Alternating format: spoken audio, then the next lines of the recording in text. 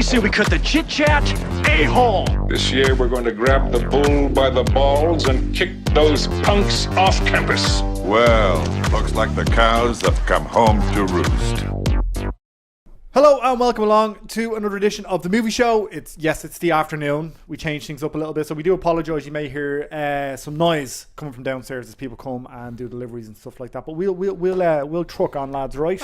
I'm joined as always by Brian Lloyd and Dee Malumbi. Hey. Good to see you again, lads. Dave O'Shaughnessy stepped in for me there for the past few weeks. He did. Did a stellar job. Did a great job, in fairness to him. Great job keeping you in check, Brian. You know, yeah, so well, easy, this is it, and the fact that we're on daytime as well means we can't curse anymore. I'm very upset about that fact. Watch this now. Well, Brian just drops numerable f-bombs throughout the rest of this. We're going to talk about the ritual in a second, but we do actually have a ritual goodie bag to give away. It's actually very cool. So if you'd like to win the ritual goodie bag, just tag yourself there below. I mean, what else? We didn't really think of a question, so I guess tag whoever you would go on a field on a forest trip. On a forest trip, that's a good one. Who would you go on a forest trip? Forest trip, because it's about these lads going into a forest. So like, tag the person you would bring on a forest trip. Just comment below. Why do we try and do these difficult mechanics? Everybody else is just like, we'll give you $1,000 if you write your name below. You know what I mean? Write one name. Just write a name below. €1,000. Just watch. And you could get one of those ritual goodie bags. We'll flash up on the screen there. Okay, Brian. Let's talk about this one. All right, I don't know. I seen the trailer for this ahead of something else there a few weeks ago. Yeah. Nah, this looks shite. I will freely admit the trailer. Very good lead actor. Yeah, Rafe Spall, great actor, great actor. The trailer does look shit. I will freely admit that. I said I wasn't going to curse, and I just did it there. To be fair, I enabled him. Stop screaming when you're going to blow Charlotte. I know, sorry, Charlotte. I'm really sorry. She's wearing really headphones, sorry. Brian. I know, every time. So anyways, the premise of it is essentially, if you could imagine, The Hangover meets Deliverance, but with a supernatural element. That is literally the pitch meeting. But that's it. Yes. But that's it. But that's I was watching this. I was like, I can totally see how they pitched this. And to be fair, I've never seen that. I've never seen like a horror with slight elements of comedy, where it's a group of men and they're lost in the forest, and then there's a kind of a supernatural horror element to it.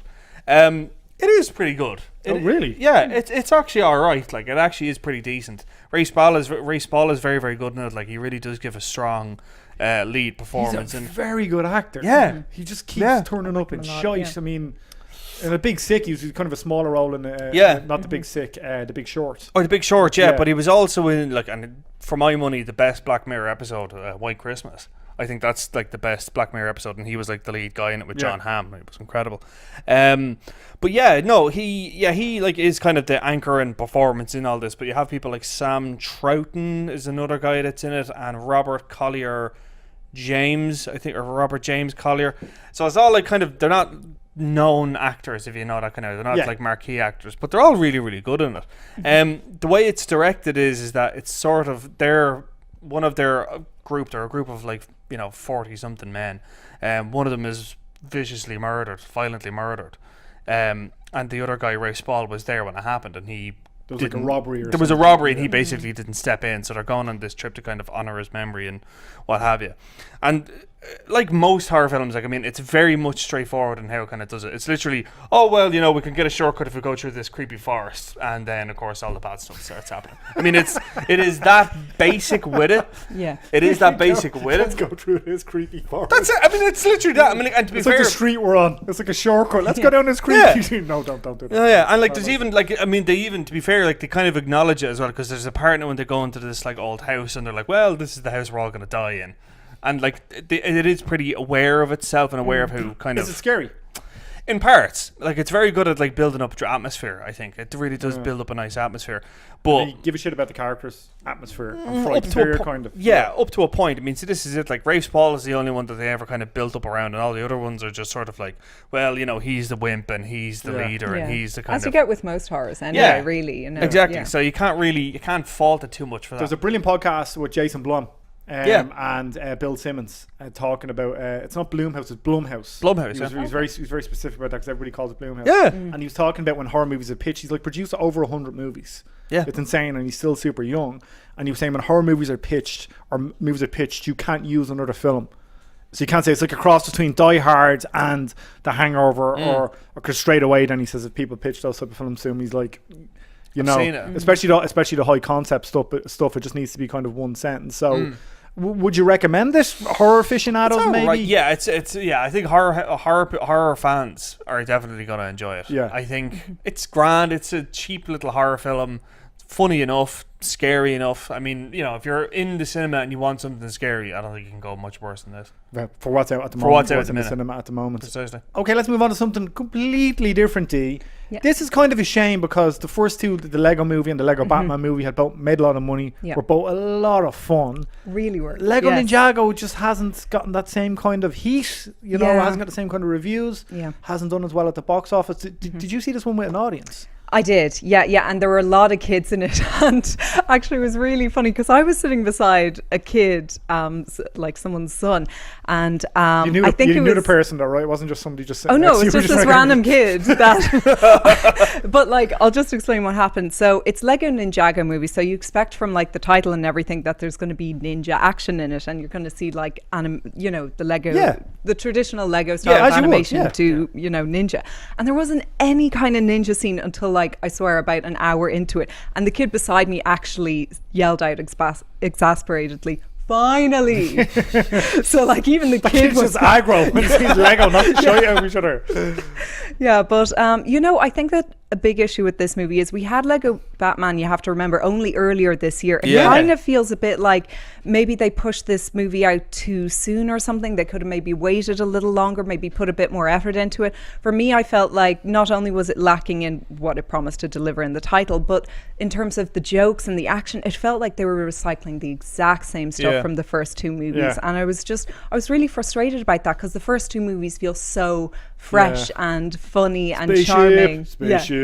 So going saying that the first was a cracking that's film. just it, and they're so immediately quotable and everything. And I found Dave Franco's voice is really, really annoying. And really, I couldn't listen to him as Lloyd. He just sounded like a moany teenager. Yeah, but it's not what the character's supposed to be with daddy issues. I know, but when he's like the lead and you have to listen to his voice constantly, it gets to you. That's another weird thing about it. Like, he's the lead and he's meant to have these four friends, and they're basically a bunch of teenagers who are kind of, you know, bullied in school or whatever, kind of excluded, but they're actually secretly these ninjas who protect the city from Garmadon, who's also Lloyd's father. Three Ninjas years ago, Brian. Yeah. It's not like the plot Three Ninjas on what was that film? Yeah, Three Ninjas. That was pretty much it. Yeah. That's weird. It's a cross between Ninjas and the Lego movie. That's how that one was pitched. Yeah, that's how that one was pitched, yeah. But the funny thing about his friends is that they're so like two-dimensional and they get hardly any lines at all. And you have big actors in there. Like you have Kumail Nanjiani, Michael Pena, Zach Woods. So it's just... yeah, it just doesn't feel like it was maybe thoroughly thought out, and it could have been better. How did it play with the audience apart from that kid who was like, oh, somebody hit somebody? It's kind of hard to say because, like, the screening I was at, there were a lot of kids at it, and some of them were, like, getting a bit restless, but they seemed kind of amused enough. I went with my little sister, and she, like me, is a big kind of Lego movie and Lego Batman movie fan, and she really didn't like it. She just said, like... Are you rubbing off on it all where she's like... how old is she, like, here? Because like she just turned 12, actually, and I feel like, actually, I've made her, like, watch so many, like, artsy movies and old movies over the years, and I've turned her into, like, a mini critic. It's great. But she was, like, more critical of the movie than me when we came out, and she was like, and there was this problem and this problem, and I like, if you're watching it, like, there are a few laugh out loud moments in it, and, like, it's watchable enough. I was just, like I said, really disappointed that it didn't live up to the original, and she was likewise. So. It's probably a bit of franchise fatigue as well. Yes, I think so. I think that they really need to kind of start getting creative with it again. Yeah, or maybe give it a bit of time between when they do the next one. I'd say Warner Brothers and maybe back off this one for a while. Yeah. Okay, one that's kind of, it seems like, I don't know if it's been in the can for a while, but this one seems like, you've both seen this one, The Snowman, Michael Fassbender. One of our best ever actors, such a good actor. From the director, Tinker, Sailor, Soldier, Spy. Martin Scorsese was attached to this. It's a book adaptation at a certain point. So everything here, Brian, seemed to be in the right place. For like, and we just saw Wind River was kind of a similar atmospheric, moody, grimy, which again I loved. My favorite film of the year. But this one is getting savaged by critics. And rightfully so, to be honest, because it's just a mess of a film. Like, it is an absolute mess. And it would not surprise me in the slightest to find out that, like, this film was, like, edited or something without the participation of the director or the writer or anyone in it, because I don't know about you, Dee, but when I was watching this film, like there are so many parts of this film that like it's almost as if they just cut them in mid. It's like jumps or something. Yeah, it's weird. Yeah, so we're kind of looking for those longer takes. It's going to build a bit of atmosphere. Because Dee says that in a review. It's kind of overly edited, especially towards the end. Yeah, it's messy. It's a really, really messy way of constructing it together. And there's so many, like I understand the whole thing of like if it's a who done it and like who did this, and you kind of have to have red herrings, as in like we think he did it, the audience is believed to think that he did it, and then it turns out no, actually he didn't do it. But how they kind of structured it in the film, I found, was just really messy. Like they set up J.K. Simmons as he's this billionaire industrialist and he's a bit shady. Okay, that's something I want to flag through before you go on, because I saw J.K. Simmons' name and Val Kilmer's name, and I'm like, they're not in any of the trailers. So So straight away I'm like, it's one of them. Yeah. So is that something that was kind of obvious? We don't want to give anything away. It was something I kind of mentioned in my review as well, and Toby Jones as well. Oh, Toby Jones. It's really weird because the roles kind of come into the story and then kind of fade, and you don't really understand their exact function in it. It's like they're there to be kind of those red herrings. They're there to be. Yeah. Well, I don't know if it's even that, because they don't. In the end, they just seem to be completely pointless. Yeah. So you don't even get like where they kind of were meant to fit in. It's like if somebody overly edited it or something, to the point that like all of a sudden their character is like disappearing. And does that show the signs of a director? Is Thomas Alfredson, is it? Yeah. Does that show the signs of a director who's not 100% secure on what he's making? Completely. He doesn't have that self-assurance. Yeah, completely. That usually happens. Like I remember there was a director who was going around a couple of years ago called Louis Leterrier, and he did like Incredible Hulk and all that kind of thing. With Ed Norton one. Yeah, and the whole thing with him was that he'd always say at the end, after the film got out and it got savage, he'd be like, "No, well, they took the film away from me and they wouldn't let me edit it, and this is what happened. It's not my fault." Like, if a director is going to put his name to this, he like has to be in there and has to have a clear, defined vision of what he wants, and they've got to fight for it. So, like, kind of like this, I would say, unless it was intentional, this weird editing, and I don't think it was. It doesn't feel like it was, no. I would not surprise me in the slightest if this film had a completely different texture to it, and it was going to look completely different. There's too many kind of chefs in the kitchen. Yeah, so exactly. And this was taken off him and chopped up. Like, I think it was Thelma Schoonmaker edited this, and she's Scorsese's editor. So she knows what she's doing. She's incredible at what she does. And even at that, I'm kind of thinking, when I saw her name on the credits, it was like, it didn't look like anything she would have done, like, because it looked shit. Like, Dee, before we talk about Michael Fassbender, I want to talk about Rebecca Ferguson. She's one of these actors that's popping up in so much stuff. How was she the lead lady? Trailer gives away a lot. The trailer gives away a lot. Yeah, I liked her a lot in this. Although it's really interesting, her fate in the movie, is very different from in the book. Oh, really? Yeah, which is really weird. Apparently, they diverged a lot. No spoilers at all. We get calls about Brian. But this movie is based originally on a book by Joan Nesbo, and people were complaining that it changed a lot of stuff in the book. And just out of curiosity, I read kind of the book summary on like Wikipedia, or I can't remember, I think it was Wikipedia, and there were quite a lot of changes. So again, maybe that's where they kind of lost a sense of like direction, because the director was kind of like, well, I don't want to just do a direct adaptation, I want to do my take on it. But then it ended up just kind of being really messy or something. What about Michael Fassbender? He's great. I really like him. I love him. He's a great actor. He's great in everything he does. He is. He can make, gold out of poo. I can't curse, so. I don't know. I thought in terms of his performance anyway, he can. I thought in this he was, it's one of the very few performances I could say I think he was falling in.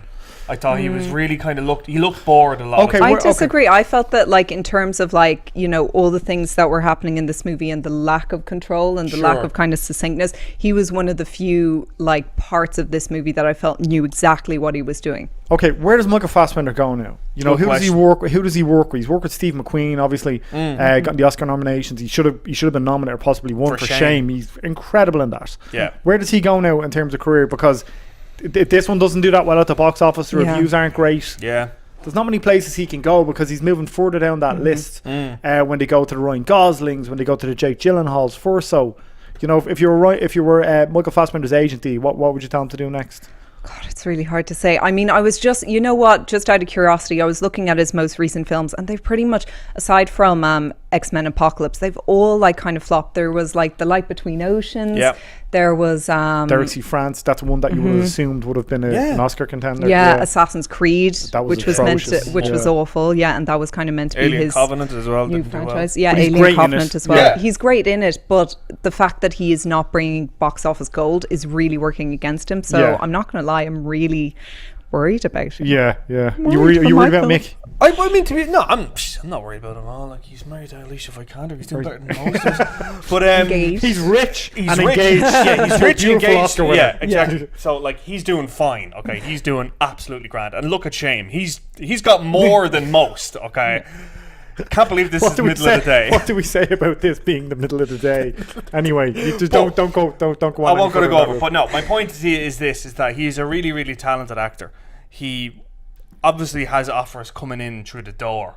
Probably not the films he wants, though. Not the film he wants. I think, and sorry for interrupting you there, Go right? on. But I think if you look at Jake Gyllenhaal's career trajectory, sorry, beg your pardon, he was never afraid to take those smaller roles. Yeah. And to take those kind of interesting roles in bigger films that was maybe the second, third, I mean, something like Everest, 4th-tier lead. Yeah. Is that something that maybe Fassbender would I do? think so. That you know he's a good Pull back, actor. yeah. Yeah. You know he can like act the shit off the screen. He's Yeah. that good. Take smaller roles, take interesting parts. Because like, it's funny you mentioned Jake Gyllenhaal, because he was doing like Prince of Persia like a few years ago, and then he was like, right, okay, this clearly isn't working. I'm going to go off and do Nightcrawler. I'm going to do Nocturnal Animals. Yeah. I'm going to do, to be fair, like the trajectory between Jake Gyllenhaal and Michael Fassbender is quite different, because I think Jake Gyllenhaal, he came into career, as it were, as a teenager from Donnie Darko and stuff like that. Cobra Sky, yeah. Yeah, whereas when Michael Fassbender came in, it was Hunger when he was playing Bobby Sands, and that was a really Michael Fassbender's in the same realm as Christian Bale and those type of roles, and it's obviously how he picks those roles, and it might be a case of maybe aligning himself with a top tier director and not trying to make money at the box office. I'm not saying that's not what he's done. Derek C. France is one of those guys who you would assume would be kind of awards, prestige, prestige vibe to it. Okay, I think we'll leave it there. It's not great. That's kind of what we're saying. We're disappointed. We all really wanted to like it. Yeah, we did. Yeah, I'm going to really go see it anyway. And before we go, we have to say, obviously we shoot this. It goes out on Facebook, goes out on Twitter, and everything else. We put it on YouTube afterwards. Charlotte Reed does a fantastic job putting it together. We rank all the time on iTunes. This is a podcast as well.